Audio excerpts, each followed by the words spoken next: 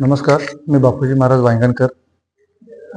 आई रेणुका माता जनजागरण यात्रा, रेणुका मातेचा रथ हजारो वर्षानंतर प्रत्येकाच्या घरी येणार आहे, प्रत्येकाच्या दारी येणार. मी कोल्हापूर जिल्ह्यामध्ये येणार आहे. ज्यांना रेणुका मातेचं दर्शन घेता येत नाही, परिस्थितीनुसार जाता येत नाही, किंवा जे आबाल वृद्ध आहेत, त्यांच्यासाठी ही सुवर्ण संधी आहे. दुग्ध शर्करा योग आहे. ही रेणुका यात्रा प्रत्येकाच्या दारोदारी येत आहे. आणि रेणुका माता ही कृपावंत, दयाळू आहे. आणि रेणुका माता स्वतः डोंगर सोडून तुमच्या भेटीसाठी येत आहे. तर लोकांनी प्रचंड उत्साहानं मातेचं स्वागत करावं.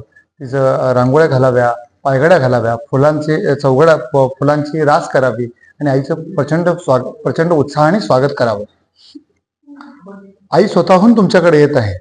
मुलं किती जरी चुकली, किती जरी वाह्यात वागली, तरी आई स्वतः तुमच्याजवळ येते.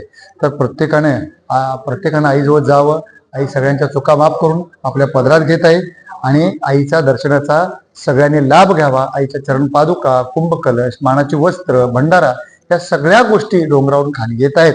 आणि या सगळ्या गोष्टींचा सगळ्यांनी लाभ घ्यावा, आईचं दर्शन घ्यावं आणि सगळ्यांनी आईचं औक्षण करावं, ही सर्व जनतेला माझी विनंती. रथाची सुरुवात अंबाबाई मंदिरातून होईल. त्याचं पूजन साधारणतः भवानी मंडपामध्ये मान्यवर व्यक्तींचे असते. सकाळी 10:30 वाजता 20 तारखेला 20/12/2024 शुक्रवारी सकाळी 10:30 वाजता भवानी मंडपमध्ये पूजन होईल.